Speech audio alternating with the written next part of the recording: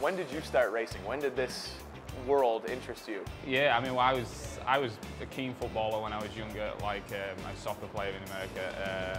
Played from like 6 years old up to 12. Then after that, switched kind of passions and started racing karts about the age of 13. 13 years old and looking for a hobby, racing first got Jack's attention. When I jumped in a kart and started racing, I realised this is something I love. Like I knew this is what I wanted to do. Quickly, Hawksworth found his passion would soon become his profession. You can compare IndyCar's minor league system to baseball's. After winning the single-A circuit, Jack jumped to double-A. Then he kept winning and soared through to IndyCar's version of triple-A.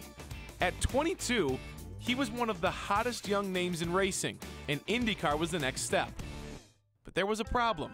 Jack Hawksworth couldn't find a big league team or a tryout. It was difficult. Sometimes you can't control everything as much as you want it to, and things didn't work out the way I'd hoped. I think I probably lost a little bit of my belief that this was going to happen this year, that this was going to happen for me, and I had to turn my attention to something else. Jack put his passion in the past and set out to find a new, very different profession. He was ready to move on. I thought about becoming a personal trainer, and I put my money down and I was signed up for a course. I thought if I focus on something else and get another task in my life, then perhaps that'll take away the fact that this is kind of slipping away from me. But he never went to that course. In February, days before the first class, the phone rang. He was invited to an IndyCar tryout, and the rest is history. The success that you've had already this season and people talking so highly of you, do you look back at that moment when you thought things were almost done and think, what if?